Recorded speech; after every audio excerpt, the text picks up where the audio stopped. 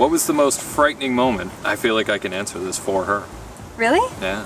When you almost died on top of the balls because you were frozen to death. Hello? Oh. That was, I don't know, maybe you have a different one. Yeah, that actually, where is that one? And I actually think the follow-up was something about like weather. So I can just, yeah, what was the scariest weather? Yeah, okay, so for me, we had just left Irwin, Tennessee. And while I was there, I tried to lighten up my pack, and it had been so hot. Like, I obviously started, I started early April, so it's a little bit chillier, but it had been so hot. It was like, in the 80s and stuff. Yeah. So I sent home, I think my hat, my like kind of long john pants. I sent home some warm gear. And as soon as we left, it was a cold rain. It did a cold rain all day. Can I cut in real quick? Yeah. I also said before we left town that we should have took a 0 day and stayed in town. I just want to... Whatever. Yeah. So we decided to hike out. Like I said, it was, us, Elmer Fudd, that whole crew. Yeah. And it rained all day. And then as we started to get up on the balls, it started to snow. And it was like really windy and snowy. Yeah. And I was like, oh my gosh. So I'm hiking in shorts because I only have one pair of pants. And I'm like, well, I know I need something to sleep in at night. And this was when I had my sleeping bag that was not warm. So I'm hiking and it, all my clothes are completely soaked, but then it's windy and it's snowy and my teeth are chattering, my thighs are like red and numb and you can't see visibility. It was just horrible. And to me, that was like the scariest. We got into camp and I was just trying to set up. I actually ended up staying in our friend Spitfire's tent because I just knew, like, me alone in my tent, I was just gonna freeze. So her and I shared a tent and I'm just trying to cuddle up, and that was so miserable, just being wet and cold like that. And it got down, I think, to... It was below 30 degrees, probably. It was definitely below freezing. So, and it was windy, very windy. So that would definitely be... The follow-up question was worst weather scenario, and I feel like it's both the same. And I definitely I came across weather that cold and stuff again later, but I just had better gear and I was better prepared, so... Yeah. What about you, scariest moment? Maybe running into a bear and cub, mom and cub. Yeah, I would say that was it. So I've told the story a million times, but was walking along the trail in Virginia, and I turned, the trail went like this, so I didn't see the trail on the other side, and I turned the corner, and I don't know, distance-wise, I wish I could point to something, but very, very close to me was a mom and cub just coming out of the woods. It was coming up a hill like this. They came out of the woods and walked on the trail, and I stopped. I saw them immediately coming out, and I stopped. And I just stood there completely still. I was like, maybe they won't see me. And I looked, I was talking to, there was a guy from Germany who was out hiking too. This wasn't Elmer Fudd. And a lot of Germans out there, we'll get to that soon. But I turned to see if he was behind me, and he wasn't. And when I turned back, they both the bears, the mom and cub at the same time, went like this.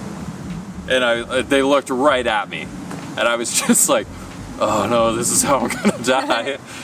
And nothing happened. They just turned, looked back, and the hill went up this way. And I actually have it on video in one of the videos. Once I realized I wasn't gonna die, I whipped the camera out and started recording them. So they went up the hill, and then they came across a little bit, and I swear to God, it's on the video, I believe. The mom looks back at me like this, kind of like if you come up here, I'm going to eat you look, like right at me. Yeah, that was probably it. Any unusual animal encounters? So that leads into that one. I was hiking in Virginia on the trail. I was so alone, hiking alone. This was in Shenandoah, and was hiking alone, was listening to a podcast, but I heard, shoo! Hell, there's nobody around. Like, I looked on the trail, no one's around. I look out into the woods to my right, and I swear to God, I could just see the upper half of a deer looking right at me like, oh no, he heard me. And I just looked at it and I couldn't stop laughing. I was like, what is it? It just stared at me. Like, it knew I heard it. It knew I was looking at it, but it was just like, I don't know. It was stupid. Whatever. I think, like, unusual, I saw a lot of bears. I saw 7 bears, and those were all pretty, running away from me, pretty standard. Except the first one I saw, he was in the trail, and I came around and we just both kind of froze, like you said.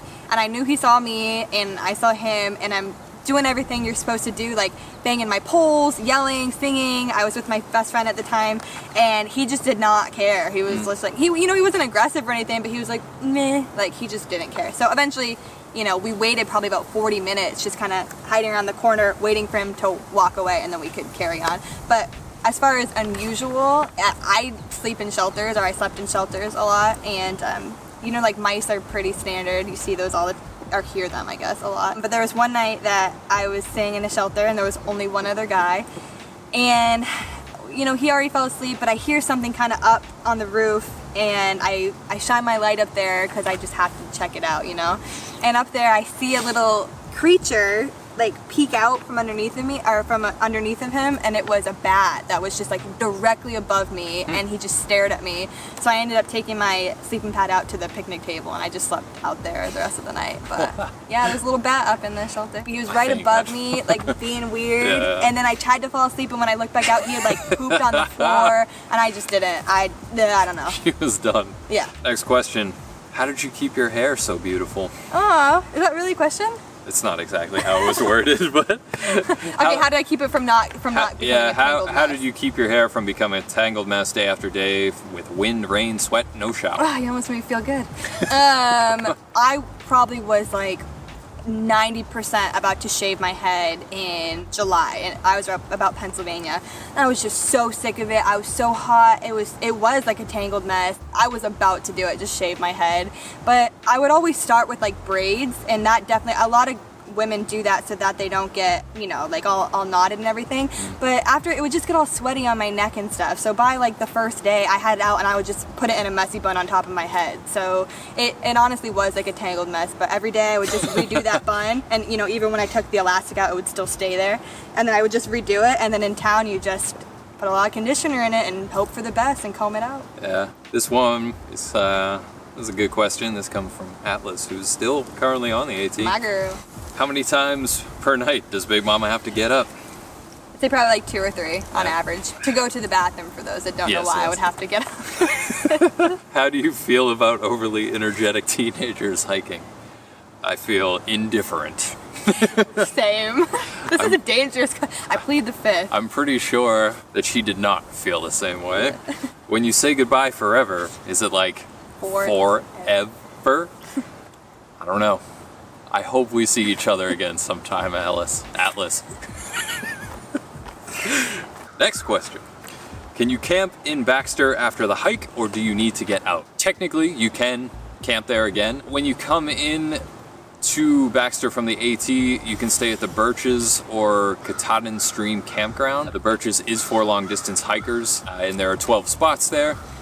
The campsites in Baxter State Park, however, are all reservation based, so you do need a reservation, and they fill up quite frequently. It's almost a guarantee they'll be filled on the weekends, so keep that in mind, especially, you know, summer, spring, like they fill up. So it's something you would have to do in advance and would probably require some planning to do so, but in theory, yes, you could still camp there. If you did the Knife's Edge as well and came down that way, there is another campground over there, but it's the same thing. You would need a permit. The name, for whatever is slipping me right now with the thing is over there. Other camping is not cool in Baxter unless you're in a designated tent site or campsite, so I would not try to finagle that, especially on a through hike. There's a weird tension is a good word between Baxter State Park and through hikers, and I just wouldn't mess around with that. You know, trying to you know, their rules are their rules for a reason, and whatever, respect them. Don't be whatever. How did you take care of your legs? Stretching? My calves are still sore from doing Monroe a few days ago. I didn't. I didn't take care of my legs at all. I stretched a little bit, I should say. At the end of the day, I would typically stretch. I wouldn't in the morning. I feel like just walking a little, like once you get up, was pretty good. It would kind of warm you up. One of the ridge runners we met actually said that the only time he actually injured himself was when he was stretching. He said it was bad luck to stretch, and then he was like, I don't really recommend that. Yeah. I did stretch. Like, I didn't have, like, you know, a regimen or anything like that, but I did stretch. I don't know, like you said, like if your calves are sore or something's sore, that's just, you're just gonna get used to that. Like, everyone's sore in the beginning, and then, you know, you're kind of like hobbling along, and then the muscle soreness goes away, you know, like until I got back into the whites, my muscles wouldn't hurt. It would be more like joint stuff, or like aches and pains in like the knees and ankles and stuff. Yep. And then to take care of that was just really rest and just pushing through, whether you take a couple days off or ibuprofen. I don't know, but yeah. Ibuprofen, yeah. You'll get used to it, I feel like, for the most part. So The muscles part. the muscles part, if you're having joint pain and stuff, that could be something different. Keep that in mind. But as far as muscle soreness, you should be all right. My main hurdle is walking away from my job. Was that a factor? No, for either of us, essentially. But for what it's worth, I did tell my job that if I did not get the leave of absence, that I would have left anyway. Not as in like give me the leave, just to let them know, like, either way I was doing this. So it's really up to you. I mean, if you would have to obviously save money and consider, what's worth it, the job or the trip of a lifetime.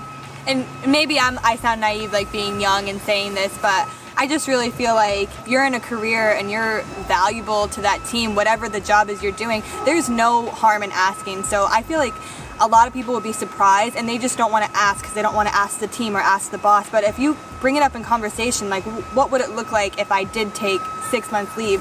Chances are you're probably valuable, that they'd be like, they might have you back or welcome you back. So there's no harm in at least just asking. I feel like a lot of people are scared to even bring it up. Yeah, I like to think that's what happened to me. It's just so valuable they had to have you back. Too valuable. That's not true, but you gotta make the choice sometimes. So, were your food resupplies mostly mail drops or just in towns along the trail? I did food drops to a couple places. The first one was Neal Gap because everybody, I feel like, does one there. And then I did a couple more along the way. One was in Wind Gap in Pennsylvania, and the other were near the end. I didn't do too many mail drops. That I feel like is kind of a thing of the past too. Like, it used to be that when you thru hiked, you did have to sit down and map out where you could get supplies sent to and kind of do more research, whereas now you have most of the time so many opportunities to go into town, and you'll either have a convenience store or a grocery store. And for the places that there's always word on the trail. So we hear like, oh, we're coming up to a town in 500 miles that they only have one place to resupply and everything is 50% more expensive. Then you kind of get in contact with someone back home and arrange a package that way. But it's really not something you have to stress out about and plan a crazy amount of effort into. Yeah, I feel like 99% of the trail, I call it 100, you'd be fine just resupplying at stores and stuff. I think mail drops are completely unnecessary for food. So